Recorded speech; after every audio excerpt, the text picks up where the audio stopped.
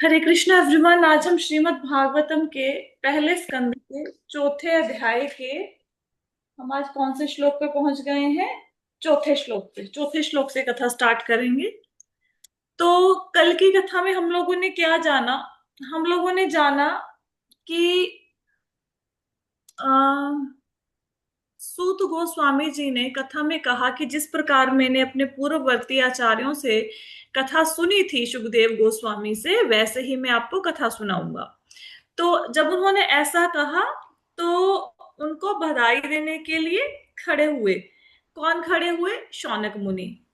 मतलब कोई अगर ऐसे कोई क्लास चल रही हो तो उसमें अगर किसी ने वक्ता को बधाई देनी है तो उसमें क्या क्या गुण होने चाहिए? पहले जो बधाई दे रहा है उसको वयोवृद्ध होना चाहिए, दूसरा उसको विद्वान होना चाहिए। तो शौनक मुनि में ये दोनों गुण थे, तो बधाई देने के लिए उठ के खड़े हुए। फिर उन्होंने वक्ता को बधाई दी। क्यों दी? क्योंकि जो वक्ता था उसके जो जो अच्छे वक्ता के गुण होने चाहिए वो सूत गोस्वामी में थे। क्या क्या गुण थे? कि पहले तो उनको शास्त्रों का ज्ञान था, उन्हें प्रमाणिक स्रोत से कथा सुनी थी। अगर उनको कहीं पे बोलने के लिए कहा जाता था तो बहुत अच्छी तरह से उस विषय को वो प्रस्तुत कर सकते थे, रोचक ढंग से समझा सकते थे लोगों को। तो इसलिए उनको बधाई देने के लिए शौनक मुनि खड़े हुए। फिर उन्होंने बोला, 2 बार बोला, सूत सूत महाभाग। जैसे जब हम बहुत खुश होते हैं तो किसी शब्द को 2 बार बोलते हैं, वाह वाह, बहुत अच्छा, ऐसे करके। तो उन्होंने 2 बार सूत गोस्वामी का नाम लिया, सूत सूत महाभाग करके। ठीक है। फिर उन्होंने बोला कि जितने भी लोग बोल सकते हैं या सुन सकते हैं उनमें आप सबसे ज्यादा भाग्यशाली हैं। ऐसा क्यों कहा? क्योंकि देखो, सबके पास जुबान है, कान है, लेकिन सब लोग भागवत की कथा सुनते नहीं, भागवत की कथा बोलते नहीं। तो आप सब लोग भी जो भागवत की कथा सुन रहे हो वो बहुत भाग्यवान हो। ठीक है। और कहते हैं कि कृपया करके हमें वो कथा सुनाइए जो सुखदेव गोस्वामी ने आपको सुनाई थी। हम वो कथा को सुनने के लिए उत्सुक हैं। तो इसके तात्पर्य में हमने 2 बातें पढ़ी थी। कहते हैं कि श्रीमद् भागवतम की कथा ऐसे व्यक्ति ने से नहीं सुननी चाहिए जो उसके नाम पे, भागवत के नाम पे बिजनेस करता हो, उससे कथा नहीं सुननी। दूसरा, निर्विशेषवादी से कथा नहीं सुननी। निर्विशेषवादी का मतलब होता है जो लोग निराकार का ध्यान करते हैं, क्योंकि वो भागवत की कथा को इस ढंग से सुनाएंगे कि वो ये बताएंगे कि भगवान निराकार है। तो दोनों से ये कथा सुननी नहीं है। फिर यहाँ पे एक उन्होंने प्रश्न पूछा तीसरे श्लोक में। एक नहीं, 4 प्रश्न पूछे। कौन कौन से प्रश्न पूछे? कि ये जो कथा है ये किस युग में शुरू हुई, किस कारण इस कथा को सुनाया गया। ठीक है। और वेद व्यास जी को ये ग्रंथ को संकलित करने की प्रेरणा कहाँ से मिली, और किस युग में इस कथा का आरंभ हुआ। तो ये 4 प्रश्न मुनियों ने सूत गोस्वामी से पूछे। जहां पे मैंने कल भी आपको बताया था, कृष्ण का मतलब भगवान श्री कृष्ण नहीं है, इसका मतलब है कृष्ण द्वैपायन व्यास, जो व्यास देव का पूरा नाम है। ठीक है। यहां तक हम लोगों ने कथा को पढ़ा था। इसके बाद चौथे श्लोक से लेके आगे, 1 मिनट, चौथे श्लोक से लेके 6वें श्लोक तक, 6वां, 7वां, 8वां भी आएगा इसमें। हाँ, 8वें श्लोक तक इसमें सुखदेव गोस्वामी जी के गुणों का वर्णन है। वो कैसे थे उसका वर्णन आएगा, उनकी महिमा का वर्णन आएगा 4 से लेके 8 तक के श्लोकों में। अब इस श्लोक को हम पढ़ते हैं। श्लोक है, तस्य पुत्रो महायोगी समुद्रिक निर्विकल्पः एकांतमतिर् उन्निद्रो गूढ़ो मूढ़ इव ईयते। तो यहाँ पे कहते हैं, उनका, शौनक मुनि कहते हैं, उनका व्यासदेव का पुत्र परम भक्त समदर्शी ब्रह्मवादी था, जिसका मन सदैव ब्रह्म भाव में केंद्रित रहता था। वह संसारिक कर्मों से परे था, लेकिन प्रकट न होने के कारण अज्ञानी जैसा लगता था। अब इस श्लोक में क्या बताया गया है कि जो व्यासदेव जी का पुत्र था, व्यासदेव जी का पुत्र कौन था? सुखदेव सुखदेव गोस्वामी जी। सुखदेव गोस्वामी। वो क्या थे? वो समदर्शी ब्रह्मवादी थे। समदर्शी ब्रह्मवादी का मतलब क्या होता है? समदर्शी का, यहाँ पे लिखा है ना समद्रिक। समद्रिक का मतलब सबको समान दृष्टि से देखने वाला। अगर आपको याद हो, हमने भगवत गीता में एक श्लोक पढ़ा था कि जो महात्मा लोग होते हैं वो कुत्ते, चंडाल, ब्राह्मण, गाय सबको समान दृष्टि से देखते हैं, है ना। माता जी वो विद्या विनय संपन्ने ब्राह्मणे गवियस्तिनि विद्या शनि चाहे पाके पंडित समदर्शिन, विनय, यही वाला ना। यही वाला श्लोक, विद्या विनय संपन्न वाला जो श्लोक हमने पढ़ा था। तो जो विद्वान व्यक्ति होते हैं वो ये देखते हैं कि जितने भी लोग हैं इनके अंदर कौन है, इनके अंदर परमात्मा बैठे हैं। वो परमात्मा के, वो आत्मा के दर्शन करते हैं। वो बाहरी तौर पर जो किसी का आवरण है उसको इग्नोर करते हैं। जैसे सपोज करो इस रूम में बहुत सारे एलईडी टीवी पड़े हों, ठीक है, और सबके ऊपर अलग अलग तरह का कपड़ा चढ़ा हो। किसी के ऊपर लाल रंग का कपड़ा है, किसी के ऊपर पीले रंग का कपड़ा है, किसी का कवर प्लास्टिक का है, किसी का कवर कपड़े का है।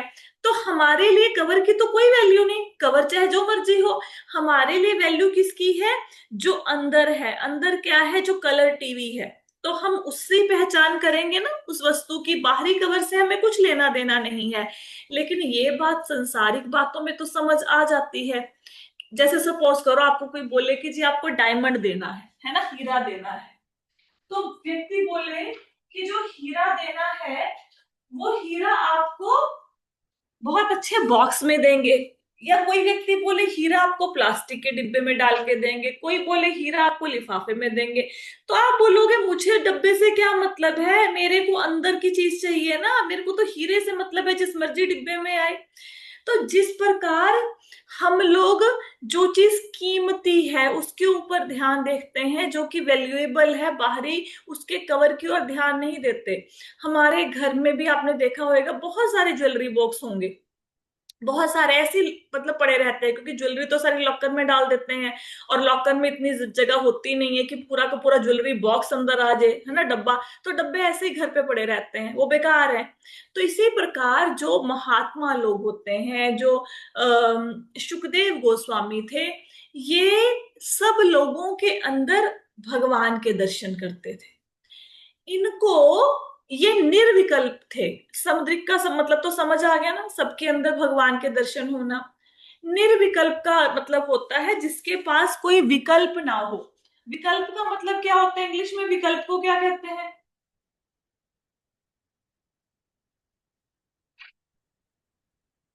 माता जी choice. Option. Choice. Option. Options. Option बोलते हैं ना विकल्प को। अब देखो, जैसे हम लोग आसपास की चीजों को देखते हैं तो हम कैसे देखते हैं कि भाई अच्छा ये है मेज, ये है कुर्सी, ये है एसी, ये है टीवी। हम तो ऐसे चीजों को देखते हैं तो हमारे पास ऑप्शंस हैं। हम देखते हैं ये स्त्री है, ये पुरुष है, ये बच्चा है। हम इस प्रकार से लोगों को देखते हैं।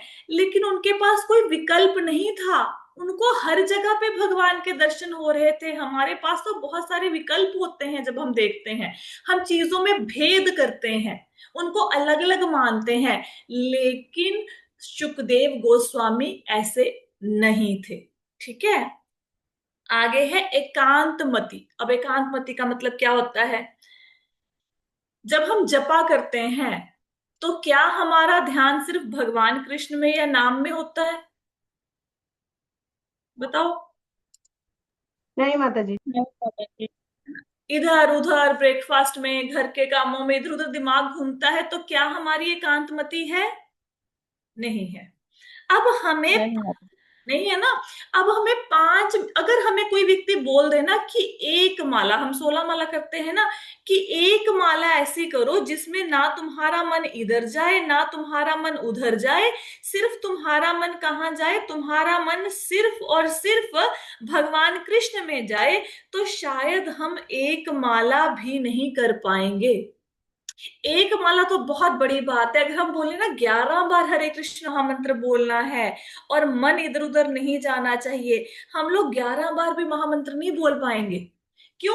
क्योंकि हमारी मति एकांत नहीं है, हमें जबरदस्ती करनी पड़ती है भगवान के ऊपर फोकस करने के लिए। और इतनी जबरदस्ती करने के बाद मन इतना ऐसा बदमाश है कि वो 1 मिनट में फिर से भाग जाता है। जैसे कोई छोटा बच्चा होता है ना शरारती, उसको बिठाओ फिर से भाग जाता है, बिठाओ फिर से भाग जाता है, होता है ना ऐसा।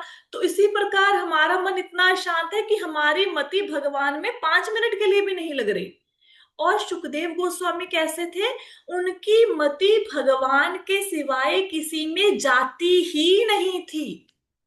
ये सब बातें इतनी जोर दे दे के क्यों समझाई जा रही हैं? हालांकि श्लोक तो 2 मिनट में भी खत्म कर सकते हैं, क्योंकि हमें ये समझ आए कि जो ये श्रीमद् भागवतम के वक्ता हैं वो कितने अधिक महान हैं।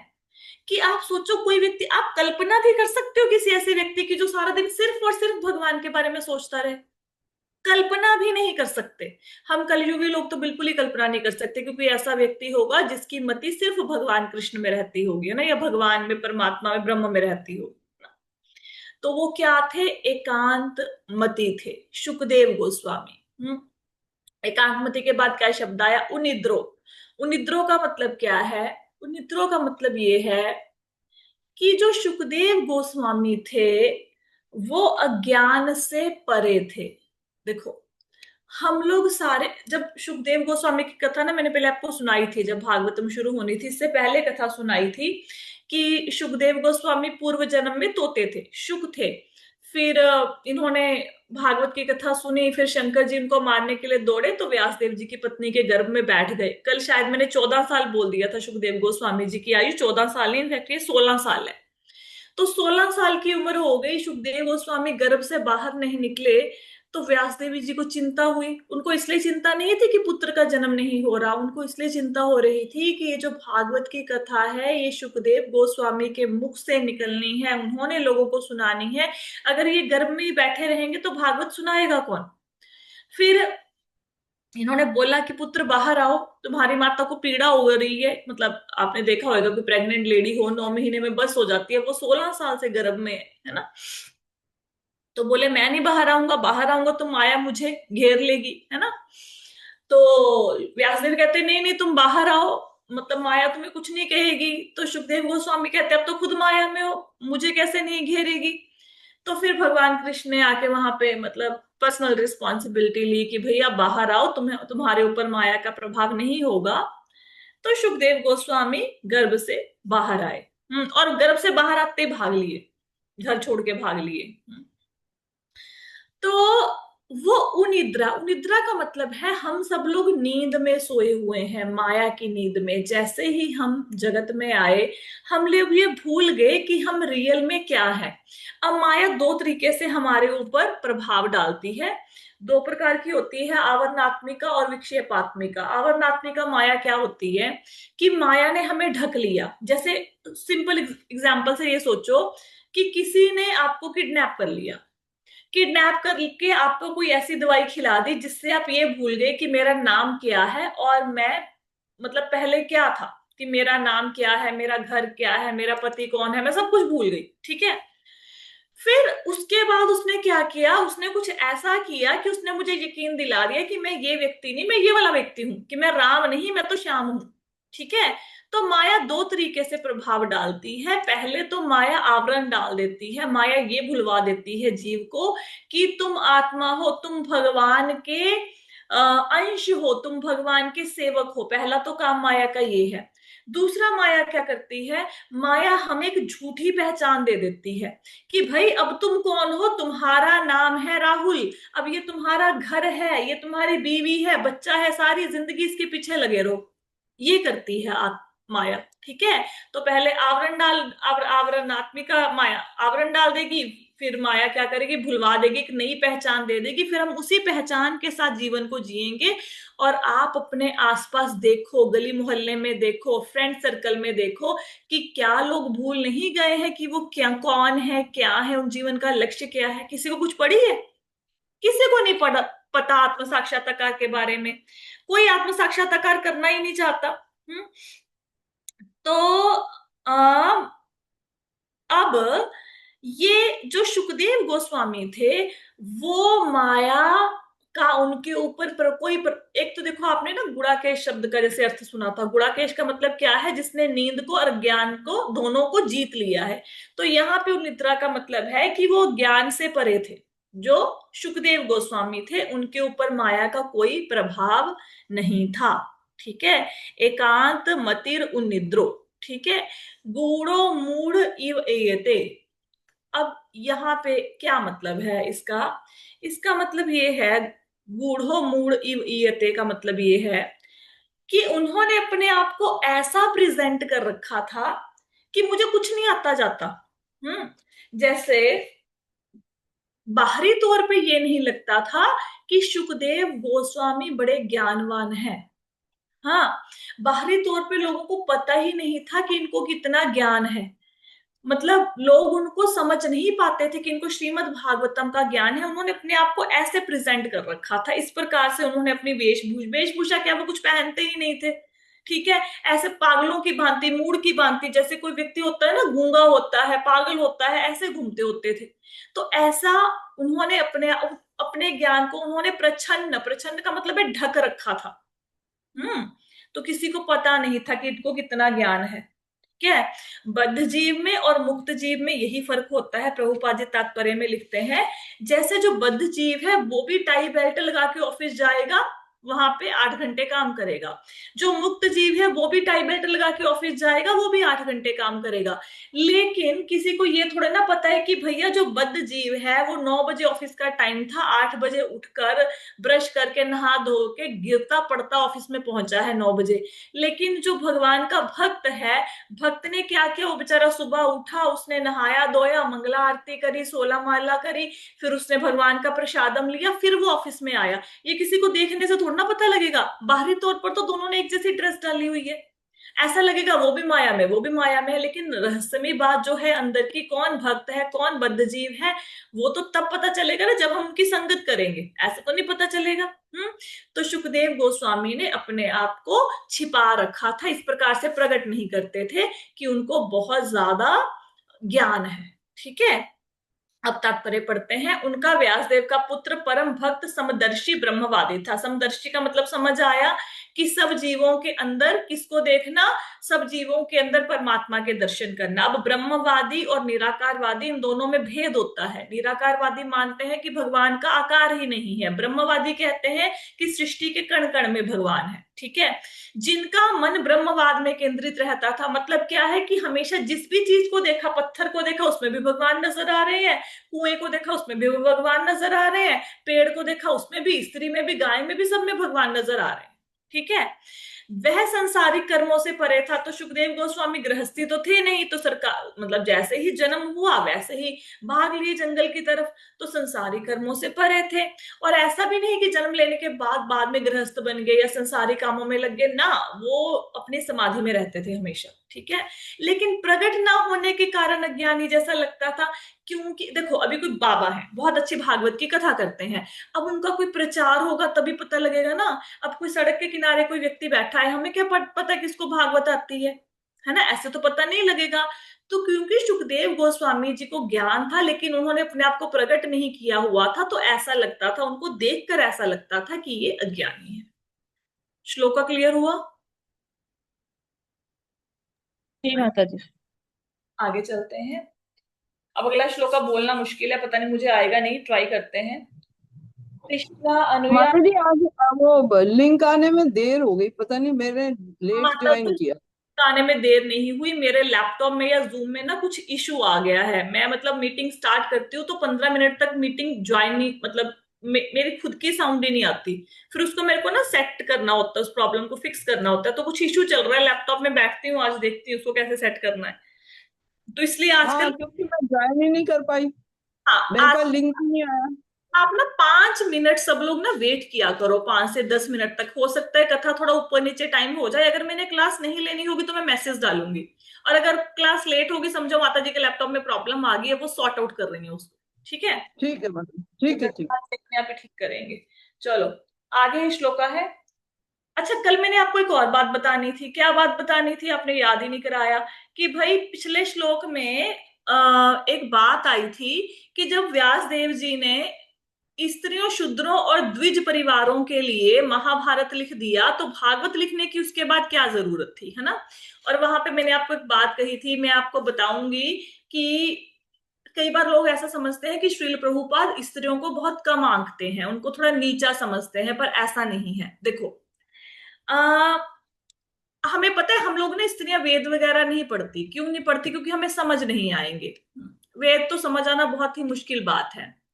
अब हम श्रीमद् भागवतम को पढ़ सकते हैं, स्त्रियां भी पढ़ सकती हैं, वैश्य भी पढ़ सकते हैं, शूद्र भी पढ़ सकते हैं, ठीक है।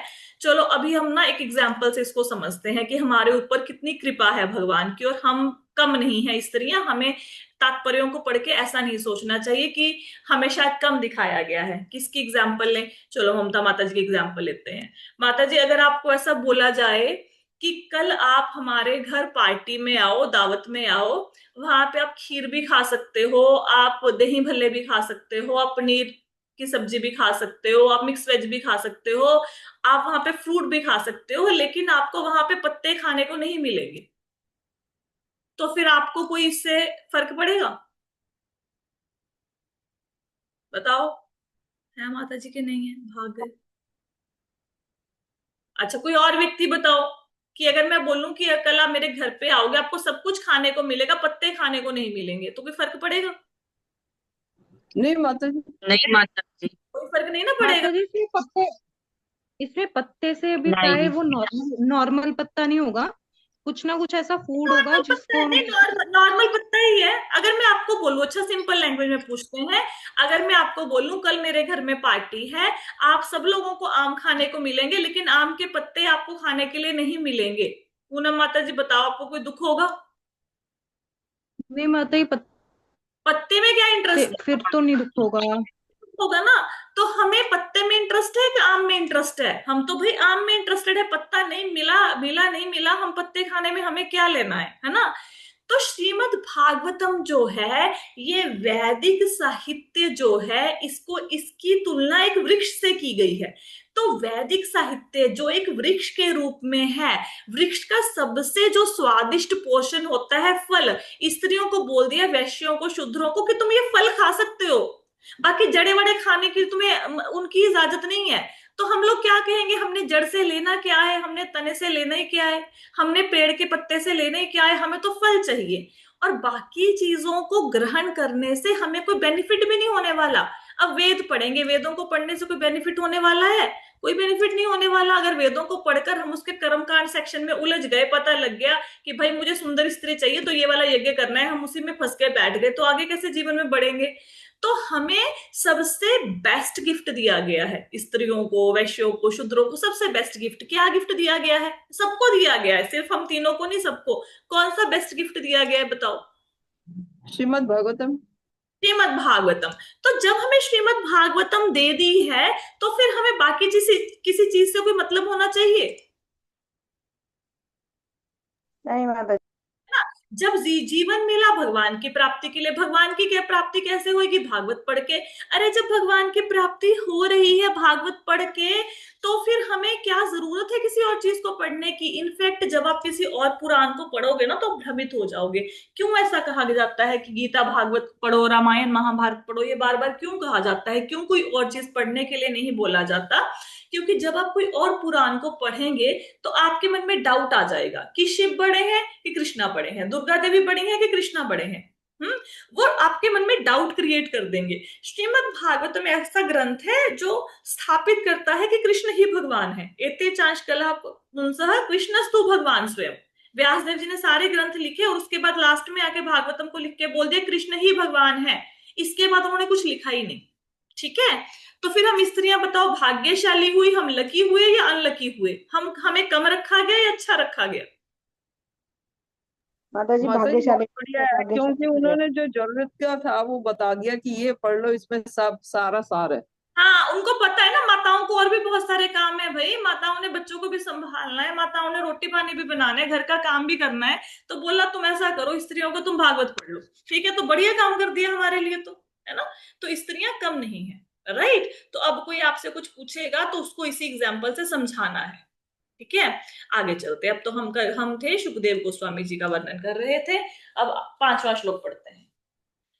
दृष्ट्वा नुयान्तं ऋषिम् आत्मजम् अपि अनग्नं देव्यो ह्रियपरिदधुर्न सुतस्य चित्रं तदवीक्ष्य पृच्छति मुनो जगदस्तवास्ति स्त्रीं पुंभिदानातु सुतस्य विविक्त दृष्टे। तो यहाँ पे कहते हैं, बहुत सुंदर वो है, श्लोक है। जब श्रील व्यास देव अपने पुत्र के पीछे पीछे जा रहे थे तो नग्न स्नान करती हुई सुंदर तरुणियों ने वस्त्रों से अपने शरीर ढक लिए। यद्यपि व्यासदेव स्वयं नग्न ना थे, लेकिन जब उनका पुत्र वहीं से गुजरा था तब उन्होंने वैसा नहीं किया था। मुनि ने इसके बारे में पूछा तो तरुणियों ने उत्तर दिया कि उनका पुत्र पवित्र है और जब वह उनकी ओर देख रहा था तो उसने स्त्री और पुरुष में कोई भेद नहीं माना, लेकिन मुनि तो मान रहे थे। अब जब मैं चैप्टर पढ़ रही थी, जब ये श्लोक आया तो मेरे मन में ऐसा आया कि इस श्लोक को यहाँ पे क्यों रखा गया है ना। चलो व्यासदेव, चलो बात हो रही है सुखदेव गोस्वामी की, समझ आ गया, ये समझ आ गया कि भाई वो ऐसे अपने आप को छिपाते नहीं थे, लेकिन ये वाली घटना यहाँ पे रखने का क्या लॉजिक है कि भाई ये घटना क्या है। मैं घटना आपको सुनाती हूँ। अब सुखदेव गोस्वामी प्रकट हुए 16 साल के बाद, कुछ पहना तो हुआ नहीं था, भाग लिए जंगल की तरफ, ठीक है। अब वहां पे क्या हुआ, कुछ स्त्रियां स्नान कर रही थी सरोवर में, उन्होंने वस्त्र नहीं पहने हुए थे। तो पहले सुखदेव गोस्वामी भाग रहे थे, पीछे पीछे उनके व्यासदेव भाग रहे थे। तो सुखदेव गोस्वामी ने कोई वस्त्र नहीं पहना था और स्त्रियां भी उनकी हम उम्र टाइप की थी, उनकी एज समकक्ष आयु की थी, ठीक है। अब उन्होंने, सुखदेव गोस्वामी ने स्त्रियों को देखा, स्त्रियों ने भी उनको देखा, लेकिन स्त्रियों ने वस्त्र नहीं पहने। उनके पीछे पीछे व्यासदेव जी आए। अब व्यासदेव जी ने स्त्रियों को देखा नहीं और व्यासदेव जी ने पूरे वस्त्र भी धारण किए हुए थे, लेकिन स्त्रियों ने झट से वस्त्र पहन लिए। अब व्यासदेव जी के मन में शंका हुई कि भाई जो मेरा बेटा था, जवान लड़का आगे जा रहा है, बिना कपड़ों के जा रहा है, तुम लोगों ने भी वस्त्र धारण नहीं किए हुए, तुम्हारी तरफ देखता जा रहा है और तुम लोगों ने वस्त्र नहीं पहने। मैं बूढ़ा, तुम मेरी मतलब पोतियों की आयु की हो, मैं तुम्हारी तरफ देख भी नहीं रहा हूं और तुमने वस्त्र धारण कर लिए, ऐसा क्यों। तो स्त्रियों ने बताया। देखो इसका उत्तर कहाँ मिलेगा, इससे पहले वाले श्लोक में, ठीक है। अब ये क्या लिंक है पहले श्लोक और इस श्लोक का, कि कोई शौनक मुनि से पूछे कि शौनक मुनि, आप तो बोल रहे हो कि जो व्यासदेव के पुत्र हैं ये सुखदेव गोस्वामी, ये क्या है, ये समदृक हैं, सबको समान दृष्टि से देखते हैं, निर्विकल्प हैं, इनके पास तो कोई विकल्प ही नहीं, सब में परमात्मा को देखते हैं, इनकी एकांतमति है, लेकिन क्या आपके पास इसका कोई प्रमाण है।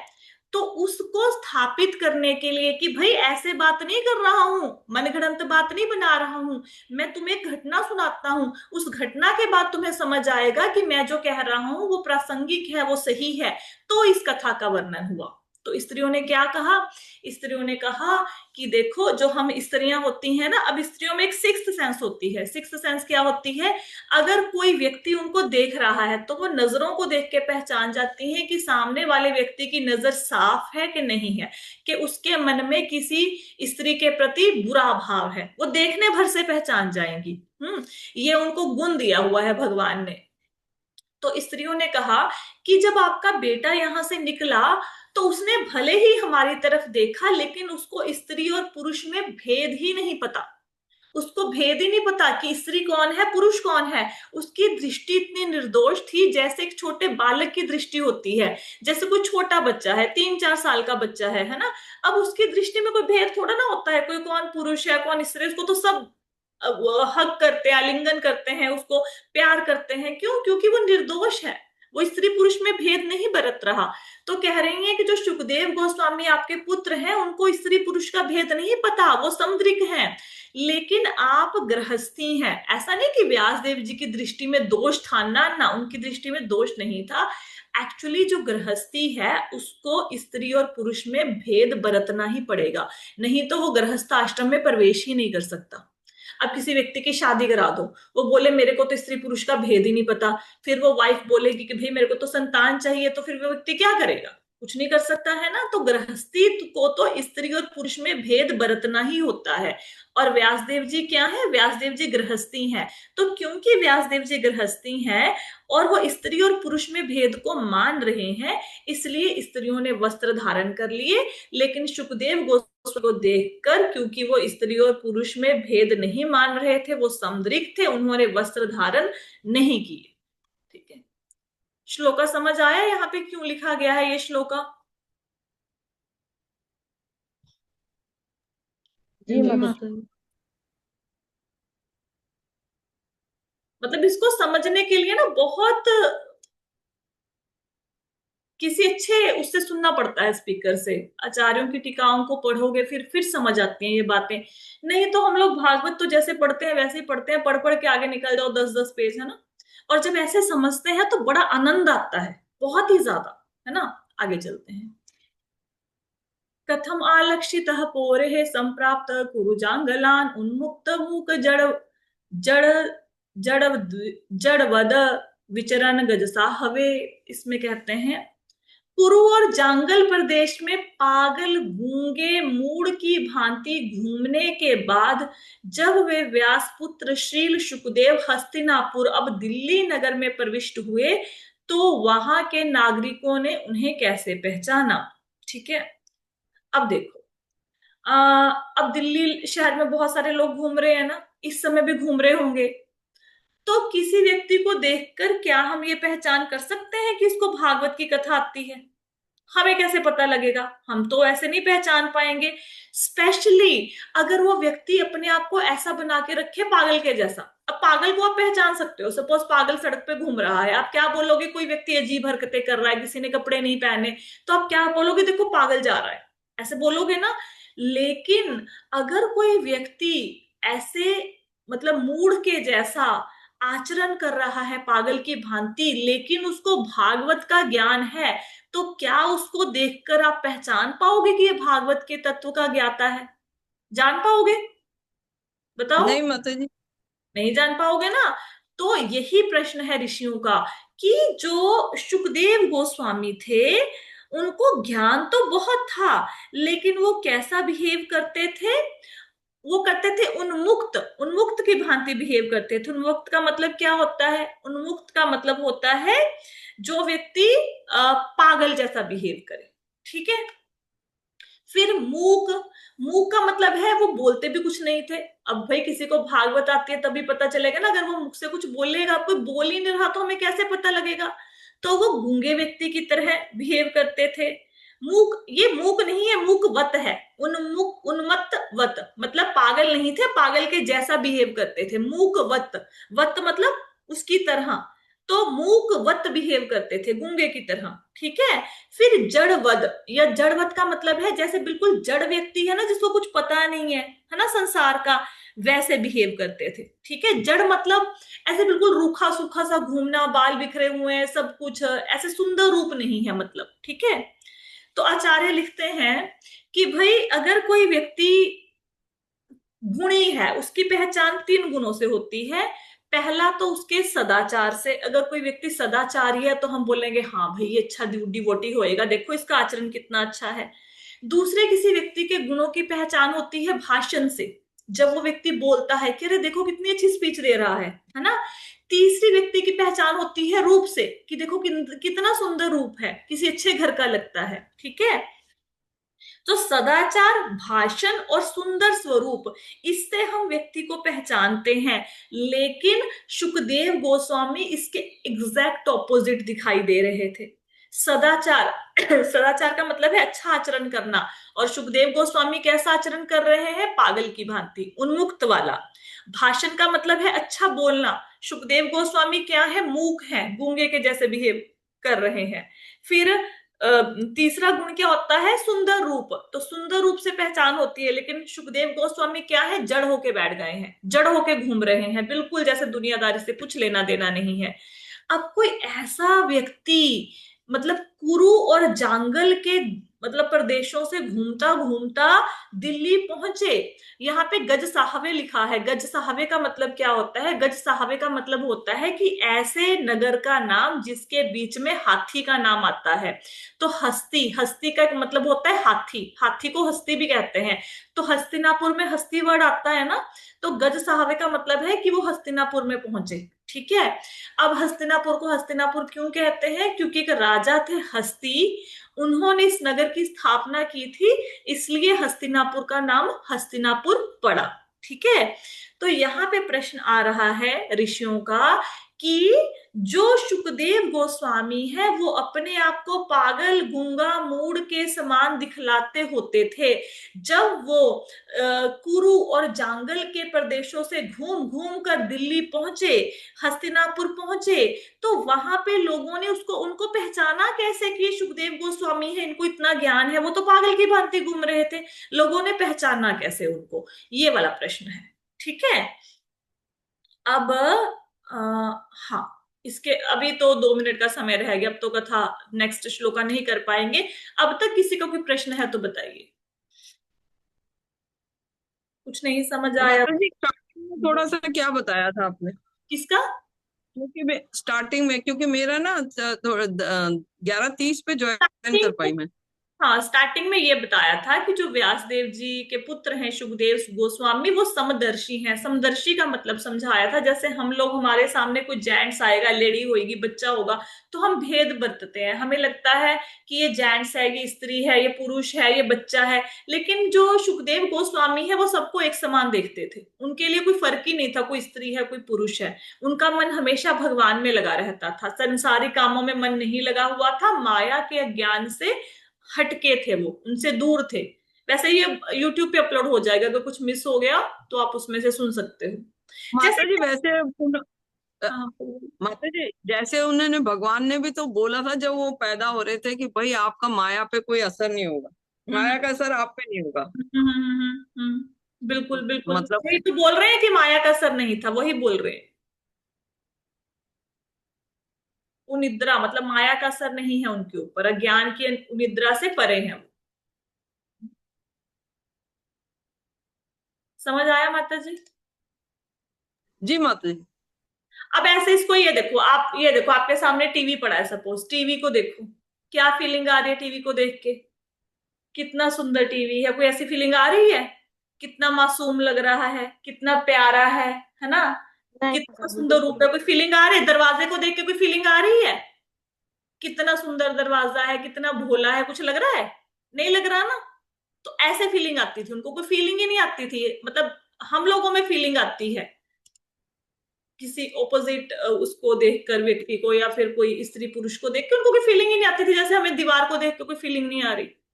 राइट। ठीक है। ठीक है माता। ओके, तो अभी किसी को कोई प्रश्न नहीं है तो आज की कथा को यहीं पे विश्राम देते। कथा ना बहुत सुंदर होने वाली है, अब ना मिस मत किया करो, मैं कोशिश करूंगी जैसे तैसे लैपटॉप को ठीक करूंगी, पर आप हाँ थोड़ा माता जी करके। आज ना ज्वाइन, पता नहीं फिर मैंने ममता माता जी के पास फोन किया, वो शायद उन्होंने ही भेजा होगा फिर या तो लिंक। नहीं नहीं, मैं आप थोड़ा वेट कर लिया करो, 5-10 मिनट, ठीक है? हरे चलो। हरे कृष्णा माता जी, दंडवत प्रणाम। दंडवत प्रणाम। हाँ माता जी, मैं पूछ रही थी कि आपका क्लास टाइमिंग चेंज हो गया। ये 11